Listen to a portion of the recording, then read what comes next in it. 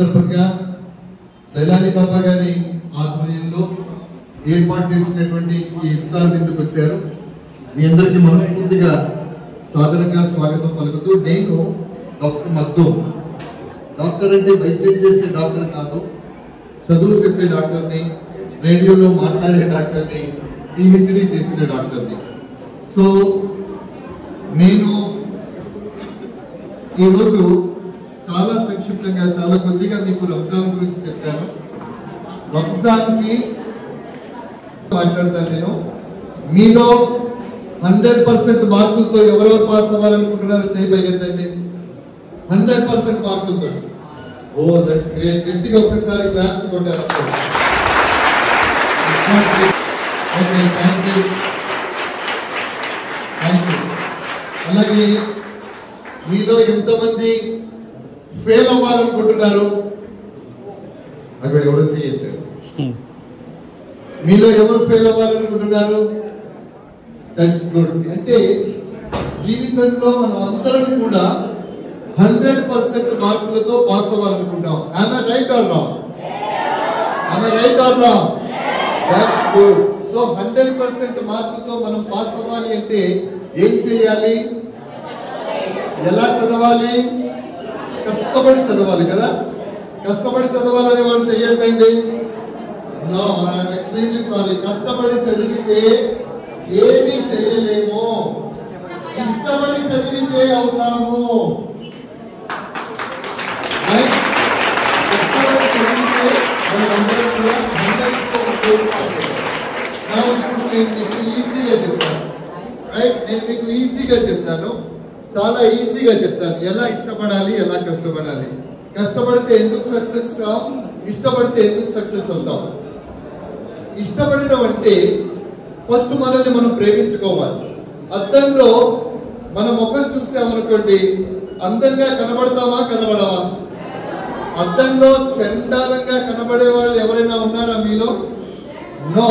తెల్లగున్నా, నల్లగున్నా, పొట్టిగున్నా, వంకరగున్నా, వెంట్రుకలున్నా, నానా వెంట్రుకలు లేకపోయినా, పెద్ద పెద్ద జుట్టు పెంచుకున్నా, మీసాలున్నా, మీసాలు లేకపోయినా, అంగి నల్లదేసుకున్నా, తెల్లదేసుకున్నా, మనం అందరం కూడా అద్దంలో చూసుకుంటే అందంగా మనల్ని మనం ప్రేమించుకోగలిగినప్పుడే ప్రపంచంలో దేనైనా ప్రేమించగలుగుతాం. దీనికి ఏం కావాలి అంటే మనకి ఒక క్రమశిక్షణ కావాలి. ఇప్పుడు ఇక్కడ నుండి మనము హైదరాబాద్ వెళ్ళాలనుకోండి.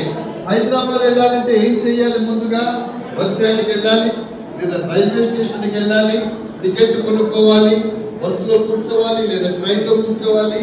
అక్కడ నుండి ట్రైన్ బయలుదేరి ఏమవుతుంది? ముందు ఘనపూర్ వస్తుంది, గద్వాల్ వస్తుంది, జనగాం వస్తుంది, ఆలేరు వస్తుంది, భువనగిరి వస్తుంది, ఆ తర్వాత హైదరాబాద్ వస్తుంది. అంటే ఒక సిస్టమేటిక్ ప్రకారంగా జీవితం ట్రైన్ లా వెళ్ళిపోతుంది. లేదు లేదు, నేను చాలా వేగంగా వెళ్ళిపోతాను, ట్రైన్ కంటే ముందు వెళ్ళాలి అని ఎవరైనా ట్రైన్ దిగి పరిగెడితే ఏమవుతాడు? వెళ్తాడా డెస్టినేషన్ కి? వెళ్ళాడు. కాబట్టి మనం ఏం చేయాలంటే జీవితంలో మనం ఎక్కడికి వెళ్ళాలి అనేది ఫస్ట్ ఒక ఆలోచన ఉండాలి మనకి. నేను ఏమవ్వాలి?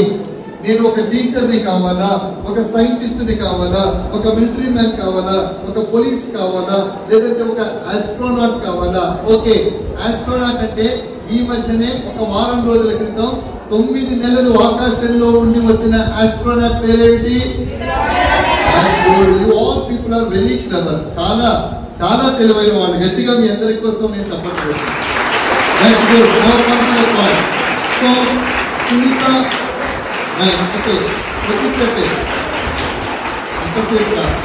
Now come to the point. Sunita Williams 58 years ఆమె. సునీత విలియమ్స్ పుట్టిన వెంటనే ఆస్ట్రోనాట్ అయిందా? కాలేదు. దానికోసం ఏం చేసింది? శ్రమ పడ్డది, కష్టపడ్డది, ఆ జీవితంలో ఒక లక్ష్యాన్ని పెట్టుకున్నది. కాబట్టి సునీత విలియమ్స్ ఈ రోజు 9 నెలలు అంతరిక్షంలో ఇంటర్నేషనల్ స్పేస్ స్టేషన్ లో ఉన్నప్పటికీ కూడా చాలా రిలాక్స్ గా రాగలిగింది. అలాగే మీ అందరికీ తెలిసిన మరొక intellectual personality, he's none other than doctor APJ Kalam. APJ Kalam పేరు చేస్తే ఎంతమందికి తెలుసు? Right, doctor APJ Kalam. APJ Kalam ఎవరు? ఆయన ఆస్ట్రోనాట్ మాత్రమే కాదు, ఆయన ఒక గొప్ప సైంటిస్ట్. ఎలాంటి సైంటిస్టు? ప్రపంచం గర్వపడేటటువంటి సైంటిస్టు. ఆయన కోటీశ్వరుల ఇంట్లో పుట్టలేదు, డబ్బున్న వాళ్ళ ఇంట్లో పుట్టలేదు, కడు పేదదైనటువంటి ఒక సామాన్యమైన ఇంట్లో పుట్టాడు. పుట్టిన తర్వాత ఆయన ఆకాశంలో ఎగిరేటటువంటి విమానాన్ని చూశాడు. చూసి ఏమనుకున్నాడు? ఏదో ఒక రోజు నేను విమానంలో ఎగరడం కాదు, నేను మిస్సైల్ తయారు చేయాలి అనుకున్నాడు. మిస్సైల్ తయారు చేసి ప్రపంచానికి చూపించాడు.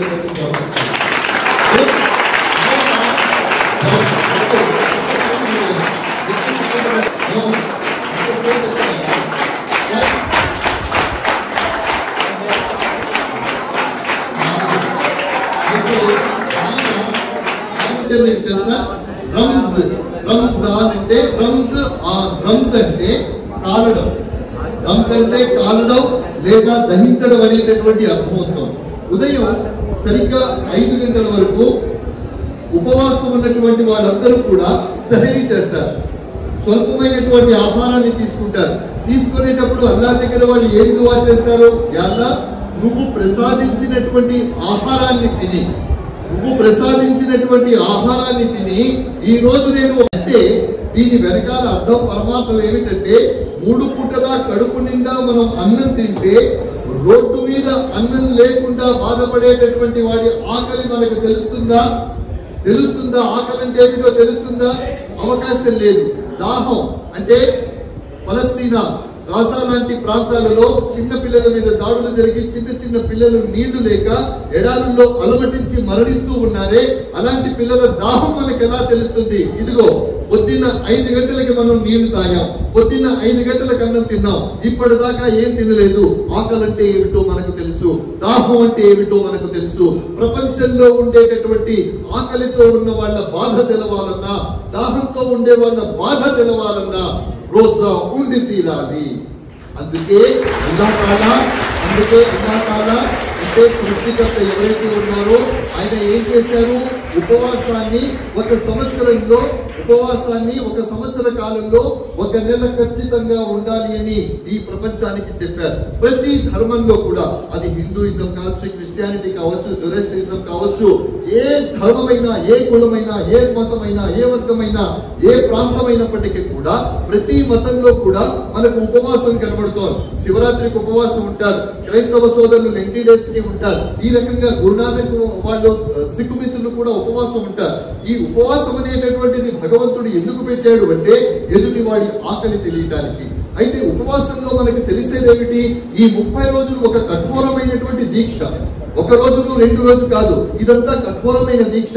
ఈ దీక్ష విద్యార్థులుగా మనకేం చెబుతుంది అంటే మీరు కూడా మీ తరగతి గదులలో కూర్చొని చదివేటటువంటి అభ్యాసన ఏదైతే ఉంటుందో, స్టడీ ఏదైతే ఉంటుందో, టీచింగ్ చేసేటటువంటి టీచర్లు చెప్పే మ్యాటర్ ఏదైతే ఉంటుందో దాన్ని మీరు ఆషామాషిగా కాదు, మీరు చాలా దృఢ చిత్తంతో, దృఢ సంకల్పంతో జీవితంలో సక్సెస్ కావాలి అనేటటువంటి ఒక ఉద్దేశంతో మీరు ఖచ్చితంగా దాన్ని ఆచరించాలి అనేటటువంటి ఒక పాఠాన్ని మనకు ఇస్లాం ఇస్తోంది. ఈ రోజు పొద్దున్న 5 గంటలకి మనం అన్నం తినేసాం. తిన్న తర్వాత నా ముందు షర్బత్ పెట్టారు, నా ముందు పాయసం పెట్టారు, నా గొంతు ఎండిపోతుంది, చల్లటి నీళ్లు నా ముందు ఉన్నాయి. ఇప్పుడు చూడండి, నాకు ఆకలిస్తోంది, నా ముందు ఇన్ని ఆహార పదార్థాలు ఉన్నాయి, ఇన్ని చల్లటి నీళ్లు ఉన్నాయి, చల్లటి కూలర్ ఉంది, ఏదైనా తాగవచ్చు.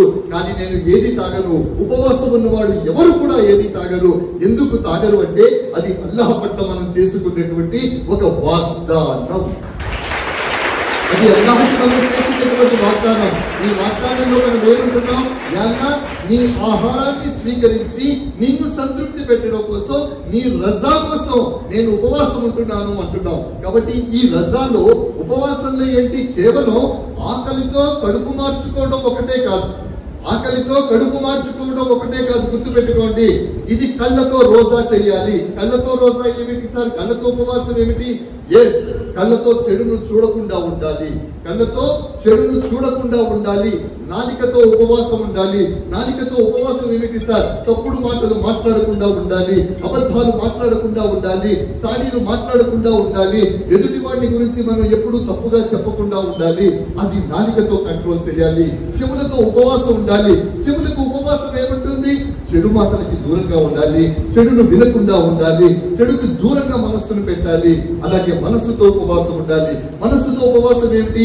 నేను ఇక్కడ కూర్చున్నాను కానీ నా మనస్సు దరిద్రమైనటువంటి ఆలోచనలన్నీ చేస్తుంది అనుకోండి, ఉపవాసం ఉండి ప్రయోజనం లేదు. కాబట్టి ఉపవాసంలో మనస్సుతో కూడా ఉపవాసం చేయాలి. మనస్సులో దరిద్రమైనటువంటి ఆలోచనల్ని రానివ్వకూడదు.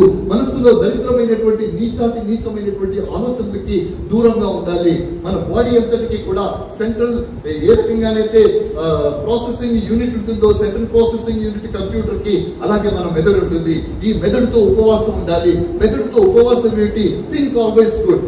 ఎప్పుడు మంచినే ఆలోచించండి, మంచిని చేసే ప్రయత్నం చేయండి. మెదడుతో, చేతులతో ఉపవాసం చేయాలి. చేతులతో ఉపవాసం ఏముంటుంది? చెడు పని చేయడానికి దూరంగా ఉండాలి, దరిద్ర పనులు చేయడానికి దూరంగా ఉండాలి, కొట్లాటలకి దూరంగా ఉండాలి, బయటికి దూరంగా ఉండాలి, ఎదుటి వాడి సామాన్లని ఎత్తుకుపోదామనేటటువంటి ఆలోచనలకి దూరంగా ఉండాలి. చేతులతో ఉపవాసం. ఇక కాళ్ళతో కూడా ఉపవాసం చేయాలి. కాళ్ళతో ఉపవాసం ఏముంటుంది? పవిత్రమైన ప్రదేశానికి వెళ్ళండి, దరిద్రమైన చోట్లకి వెళ్ళకండి. ఈ రకంగా రంజాన్ అంటే కేవలం కడుపు మార్చుకోవడం ఒక్కటే కాదు, శరీరంలో ఉండేటటువంటి ప్రతి పార్ట్ చేసేటటువంటి ఉపవాసాన్ని రోజా అంటారు. స్నేహితులారా, పిల్లలు మీరు ఎప్పుడైనా సరే ఒక విషయాన్ని గుర్తుపెట్టుకోండి. నేను ఒక ముఖ్యమైనటువంటి విషయం మీకు చెప్తాను. ఒక ముఖ్యమైనటువంటి విషయం చెప్పి నా సందేశాన్ని ముగిస్తాను. ఇక మనకి 9 నిమిషాలు. మౌలానాలు మనకి దువా కూడా చేస్తారు. ఈ దువాలో ఏం కోరుకుంటారు అదంతా కూడా నేను చెప్తాను. నేను ఇప్పుడు ఒకటే విషయం చాలా సంక్షిప్తంగా చెప్తాను. బంగారం ఎక్కడ ఉంటుంది? ఎక్కడ? చెట్టు ఎక్కడ నుండి మొలుస్తుంది? నీళ్లు ఎక్కడుంటాయి? ఒగ్గు ఎక్కడుంటుంది? ఆతువులు ఎక్కడుంటాయి? మనిషి ఎక్కడ నుండి పుడతాడు? మనిషి ఎక్కడికి పోతాడు? భూమి ఎక్కడుంటుంది? మన కాళ్ళ కింద ఉంటుంది. అల్లాహ్ తాలా ఎంత గొప్పవాడంటే ఈ ప్రపంచంలో ఉండేది ఏదైనా సరే భూమిలో పెట్టి ఆ భూమిని మన కాళ్ళ కింద పెట్టాడు అంటే అష్రఫుల్ మఖ్లుకాత్. ఈ విశ్వంలో అన్నిటికంటే ఉన్నతమైనటువంటి ప్రాణి ఏదైనా ఉంది అంటే అది మానవుడు.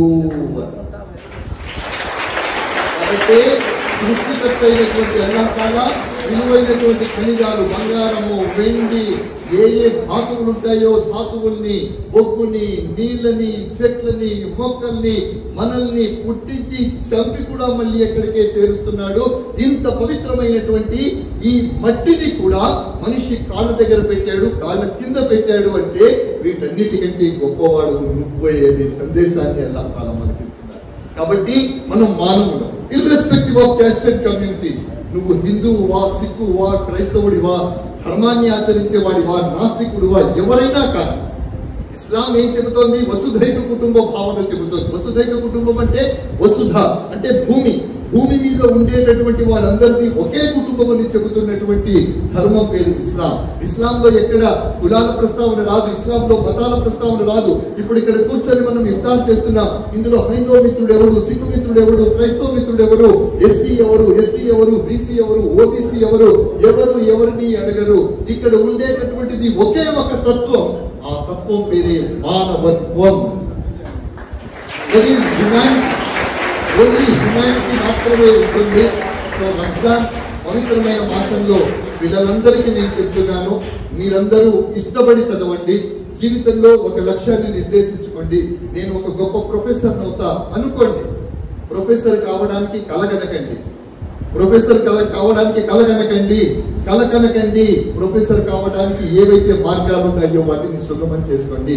నేను ఈ రోజు మీ ముందు ఇంత తెలుగులో మాట్లాడుతున్నాను కదా.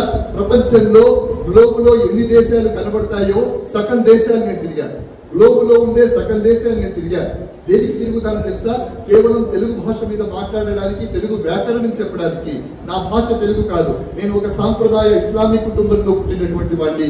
అందులోనూ మీరు చెప్తే ఇంకా ఆశ్చర్యపోతారు. 10th క్లాస్ లో తెలుగు ఫెయిల్ అయిపోయిన వాడు. తెలుగులో 10th ఫెయిల్ అయిన వాడిని, కానీ ఒక జిద్దుతో తెలుగు నేర్చుకున్నాను.